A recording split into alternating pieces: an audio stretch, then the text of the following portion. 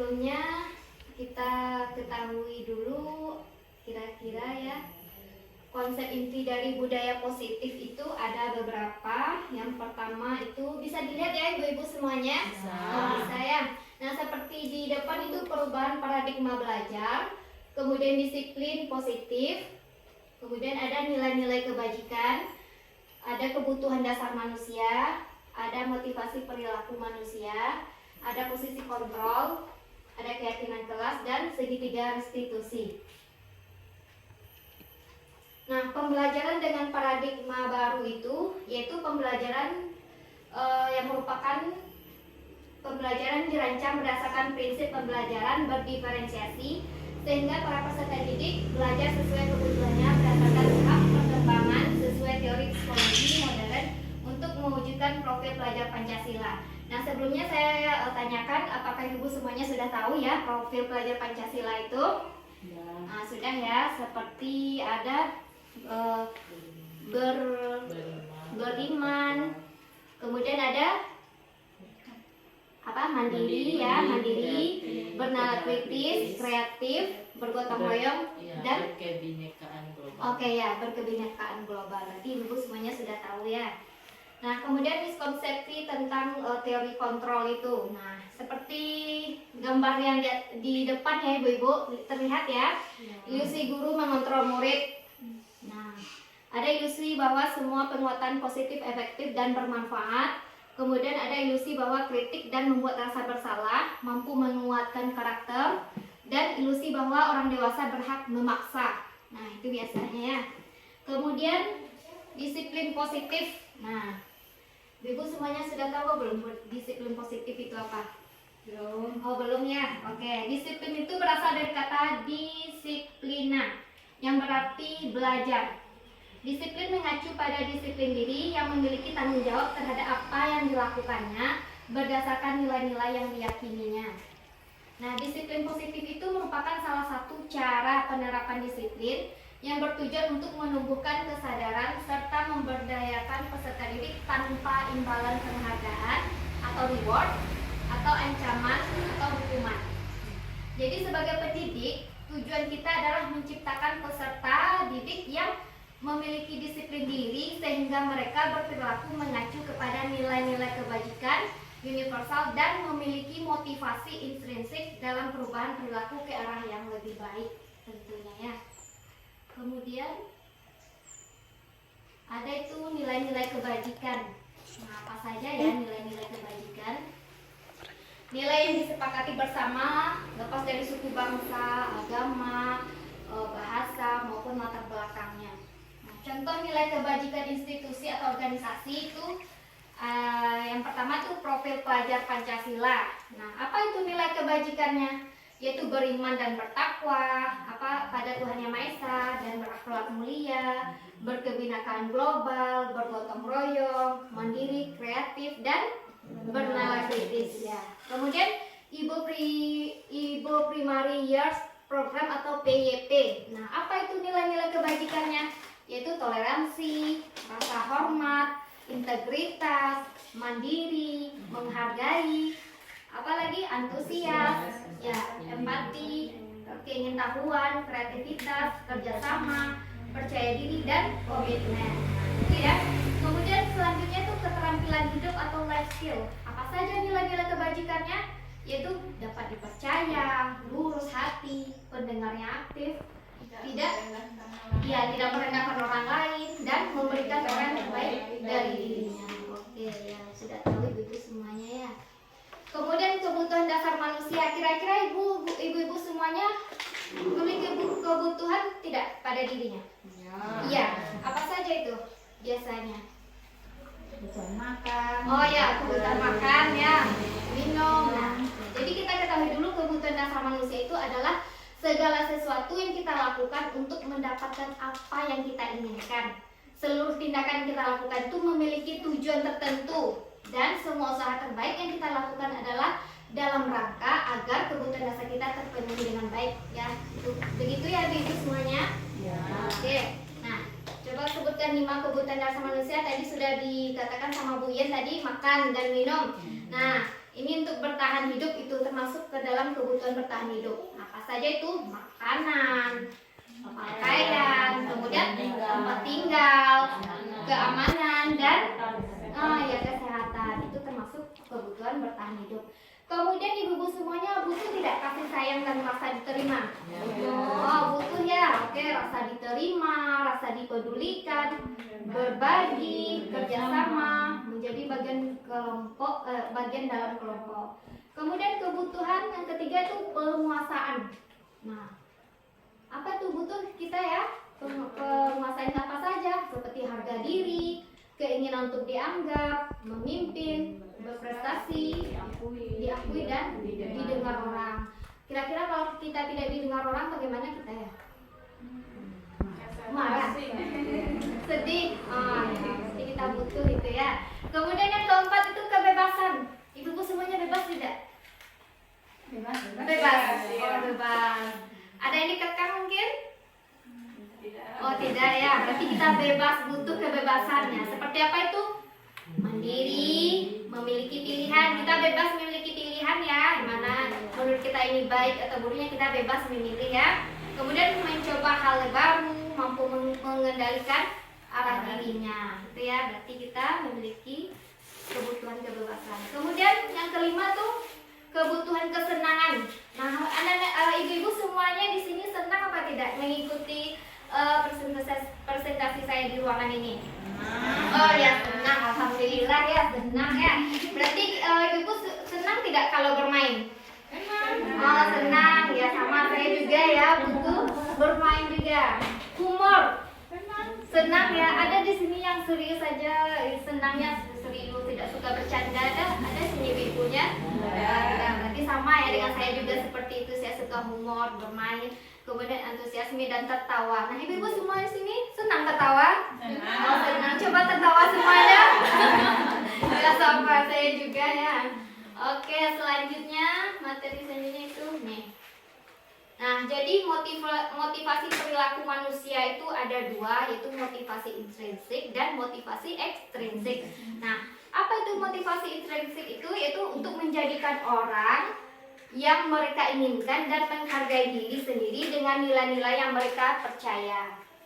Kemudian motivasi ekstrinsiknya itu apa? Untuk menghindar ketidaknyamanan atau seperti hukuman, kemudian untuk mendapatkan imbalan atau penghargaan dari orang lain, ya.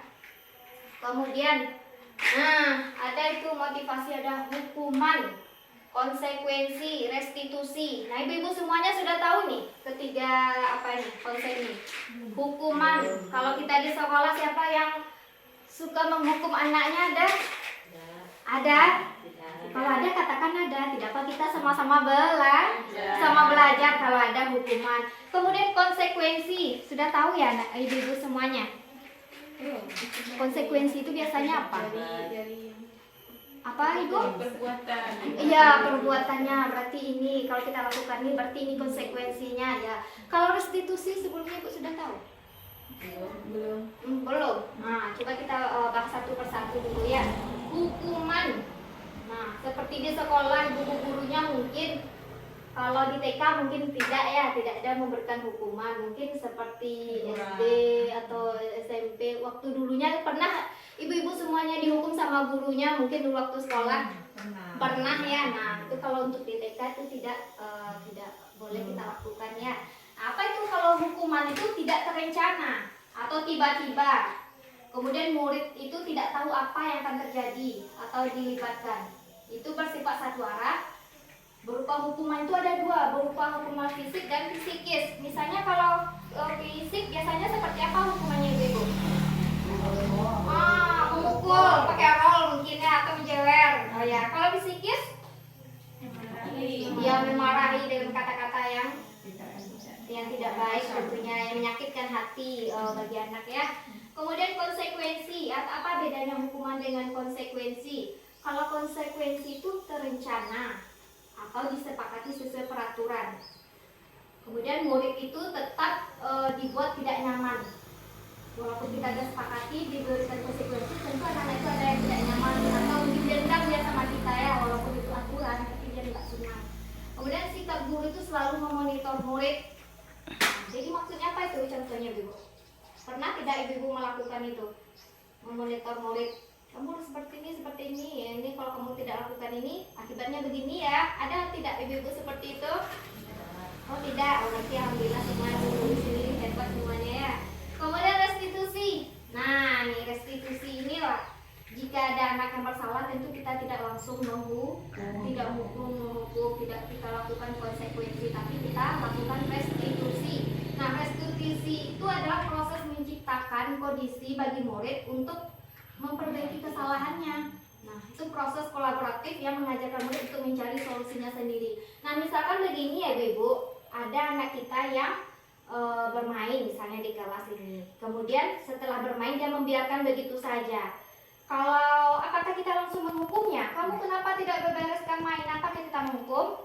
Atau kita mengatakan konsekuensinya? Kamu sudah tahu kan kalau sudah bermain itu langsung kalau tidak kamu akan begini nanti ya, ibu suruh keluar. Nah, itu tidak boleh ya. Tapi kita memberikan restitusinya seperti itu. Nah, kita sudah menyepakati kesepakatan kelas ya. Kalau setelah bermain kita rapikan kembali ya, beres kembali supaya apa anak-anak, kita tanya sama anak kita itu, iya Bu, setelah main, iya saya ingat pesan keyakinan kelas kita kemarin, katanya kalau setelah main kita rapikan kembali. Nah itu kita baru lakukan restitusi. Kemudian kita tanyakan kepada anak, kalau kita biarkan begitu saja, apa yang terjadi di kelas kita?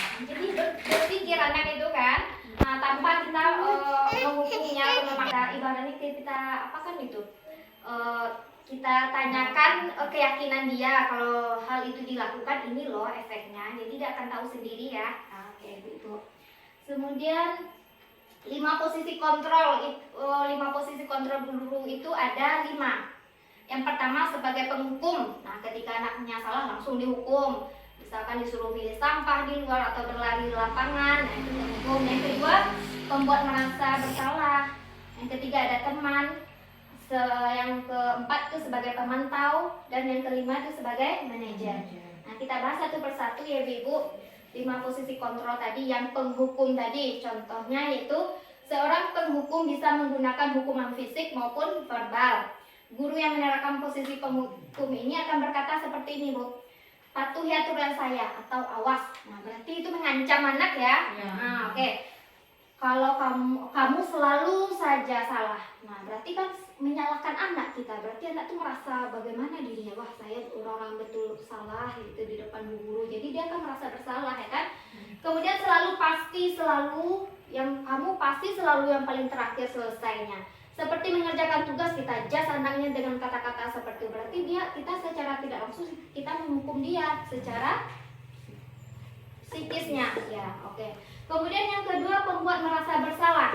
Nah, pada posisi ini biasanya guru akan bersuara lebih lembut, pembuat bersalah atau rendah diri. Kata-kata yang keluar dengan lembut itu seperti misalkan anak itu melakukan kesalahan, kita mengatakan seperti ibu sangat kecewa sekali dengan kamu. Nah, jadi bagaimana Wah? Dia akan merasa iya gara-gara saya berbuat begini. Jadi apa di pikiran anak itu? Merasa bersalah banget dengan dirinya ya kan? Oke. Kemudian di posisi ini murid akan memiliki penilaian diri yang buruk tentang dirinya. Murid merasa tidak berharga, dia merasa dirinya itu tidak berharga. Kemudian dan tetap mengecewakan orang-orang disayangnya. Jadi dia merasa dia tuh sangat mengecewakan orang lain, seperti itu ya. Kemudian yang posisi kontrol sebagai teman. Guru di posisi teman menggunakan hubungan baik dan humor untuk mempengaruhi seseorang. Mereka biasanya berkata seperti ini Bu, ayo bantulah demi ibu ya. Jadi kita yang memohon kan, ayo bantulah demi ibu ya. Jadi kita yang memohon bukan kepada dirinya sendiri, keinginan dia kan. Kemudian yang kedua, ayo ingat kita dengan bantuan ibu selama ini. Berarti apa itu? Ayo nggak ingat, melakui kalau bahasa awam melakui nah. Ayo nggak ingat sama bantuan ibu selama ini. Jadi nggak baik juga ya. Kemudian ketiga, ya sudah kali ini tidak apa-apa, ibu nanti bantu bereskan. Nah itu bagaimana? Itu mengajarkan anak-anak kita, mengajarkan anak-anak kita tidak bertanggung jawab. Oke. Kemudian yang selanjutnya tuh posisi kontrol sebagai pemantau ya. Nah nih, seorang pemantau ini sangat mengandalkan perhitungan, catatan, data yang didapat sebagai bukti atas perilaku seseorang. Nah, biasanya dia mengatakan seperti ini, apa yang telah kamu lakukan? Dia selalu perhitungan seperti itu kan, sanksi atau konsekuensinya apa. Nah, jadi dia selalu memperhitungkan segala yang dilakukan anak itu ya. Kemudian yang selanjutnya itu sebagai manajer. Nah, manajer itu ibu bukan saja di perusahaan ya, tapi ibaratnya di sekolah kita memposisikan sebagai manajer ya. Dimana itu posisi ini guru berbuat sesuatu bersama dengan murid, mempersilahkan murid bertanggung jawab perilakunya, mendukung murid agar dapat menemukan solusi atas permasalahannya sendiri. Di posisi ini murid diajak untuk menganalisis kebutuhan dirinya maupun kebutuhan orang lain. Nah, inilah ibu yang paling bagus, itulah sebagai posisi manajer ini. Jadi murid di sini kita mengajarkan anak-anak itu menjadi bertanggung jawab ya. Nah, jadi untuk lebih pahamnya kita lihat ya kata-kata sebagai manajer itu seperti apa. Contohnya seperti ini ya Ibu. Apa yang kamu yakini? Coba diingat-ingat lagi, keyakinan atau kesepakatan kelas yang kita sepakati dulu itu seperti apa ya. Jadi kita pertanyakan dia, kita suruh dia mengingat apa kesepakatan kelas. Oke, seperti tadi ya Bu, setelah bermain kita rapikan kembali Bu. Nah itu anak itu kan ingat sendiri ya kan. Kemudian yang kedua, apakah kamu meyakininya? Itu ditanyakan, kita tanya sama anak, iya Bu, saya ingat, saya yakin dengan kesepakatan kelas dulu yang telah kita buat, kata anak kita kan. Kemudian ketiga, apa rencanamu untuk memperbaiki hal ini? Kita tanyakan. Jadi dia bisa berpikir, oh ya Bu, saya kira-kira apa ya rencananya? Ya Bu, rencana saya setelah main saya beberes, ya kan? Saya bertanggung jawab setelah melakukan menggunakan alat permainan, gitu ya. Kemudian jika kamu memperbaiki hal ini menunjukkan apa tentang dirimu? Ya Bu, setelah saya melakukan ini berarti saya orang bertanggung jawab, ya kan? Saya orang yang mandiri, bisa melakukan pekerjaannya sendiri, bertanggung jawab, membereskan mainan ke tempatnya semula. Itu ya Bu ya. Berarti kita harus menerapkan yang mana Ibu? Dari kelima posisi kontrol tadi itu? Nah, ya sebagai manajer ya. Kemudian selanjutnya itu keyakinan kelas. Ibu-ibu sudah buat keyakinan kelas bersama muridnya? Sudah? Oke, sudah ya. Oke, seperti mainan tadi ya, beres ya. Oke ya. Mengapa keyakinan kelas? Mengapa bukan peraturan kelas? Apa bedanya kira-kira Ibu? Keyakinan kelas dengan peraturan kelas itu? Ada yang tahu Ibu? Nah, oke. Kalau keyakinan kelas itu berarti kita bersama murid atau warga sekolah membuat aturan untuk kita sepakati bersama, itu kan bukan dari kita sendiri atau dari guru yang buat kamu aturan kelas kita seperti ini ya. Nah, itu kalau keyakinan berarti kita semuanya yakin bisa melaksanakan peraturan kelas itu. Kalau peraturan kelas apa? Dibuat dari sekolah, bukan dari anaknya apa ya. Berarti keyakinan beda keyakinan itu kita sama-sama setuju bisa melaksanakannya. Kalau peraturan hanya dibuat oleh satu pihak saja, misalnya dari pihak sekolah saja, ya kan? Itulah perbedaan.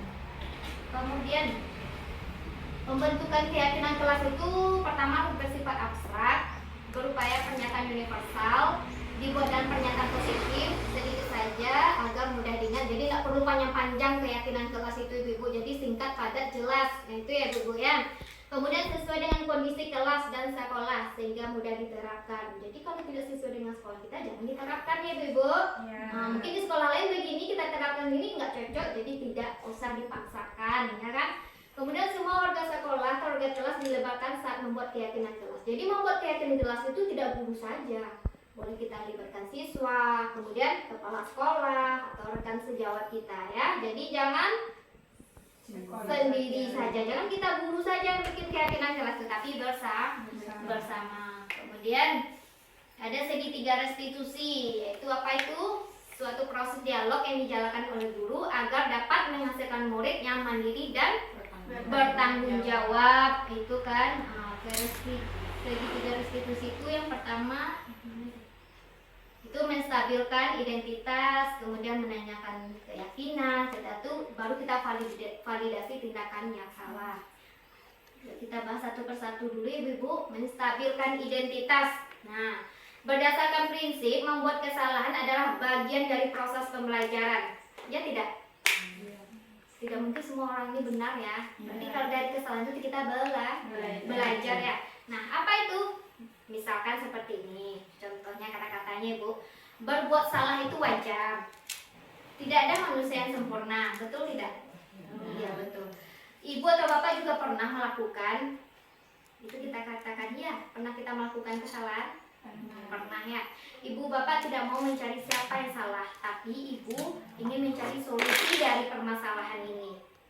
Kemudian kamu berhak merasa begitu. Jadi itulah contoh dari kata-kata menstabilkan identitas. Jika Anda kita melakukan kesalahan, inilah bisa salah satu contoh kita gunakan ya. Kemudian validasi tindakan yang salah. Jadi berdasarkan prinsip setiap perilaku berupaya memenuhi satu kebutuhan tertentu. Nah, contoh kalimatnya seperti ini ya Ibu-Ibu. Kamu pasti punya alasan mengapa melakukan hal itu. Jadi kita tetap bertanya tapi tidak menyinggung perasaannya. Jadi secara halus kita bertanyakan. Kemudian padahal kamu bisa melakukan yang lebih buruk dari ini ya. Kamu patut bangga karena telah melindungi sesuatu yang penting buatmu. Kamu melakukan karena mempertahankan sesuatu yang penting bagimu. Misalkan Anda seperti berkelahi. Nah, berkelahi jangan langsung dihardik anak yang satu ini. Tapi kita berikanlah penguatan, kita validasilah dulu apa kesalahannya ya. Ya Ibu tahu, kamu pasti marah. Tapi kita kasih kata-kata yang baik dan menyenangkan bagi anaknya. Jangan langsung dihardik anaknya, tapi divalidasi dulu antara dua belah pihaknya dulu Ibu ya. Kemudian selanjutnya menanyakan keyakinan. Nah, berdasarkan prinsip teori kontrol bahwa pada dasarnya kita termotivasi secara intrinsik, betul tidak? Berarti kita termotivasi itu pasti dari diri kita dulu ya kan? Oke. Contoh ke kata-katanya ini seperti ini ya Ibu. Apa keyakinan kelas kita? Kita tanyakan. Nilai-nilai apa yang telah kita sepakati bersama? Kemudian seperti apa gambaran sebuah kelas yang ideal menurut kamu? Kemudian apa ingin menjadi orang seperti kamu ingin menjadi orang seperti apa? Nah, jadi kita lontarkanlah sebuah kalimat yang untuk membuka wawasan anak-anak itu ya dalam ketika dia melakukan kesalahan. Nah, itulah Ibu-Ibu materi saya hari ini. Apakah sudah cukup jelas ya Ibu-Ibu ya? Jelas. Atau mungkin ada Ibu-Ibu yang ingin bertanya mungkin? Oh enggak, pas ya Ibu? Oh pas, oke, berarti sudah paham ya Ibu ya semuanya? Alhamdulillah, ya saya juga terlihat dari wajah-wajah Ibu sangat memahami materi saya ya. Oke, saya ucapkan terima kasih banyak atas kedatangannya Ibu semuanya. Saya akhiri dengan wabillahi taufiq wal hidayah. Wassalamualaikum warahmatullahi wabarakatuh. Waalaikumsalam.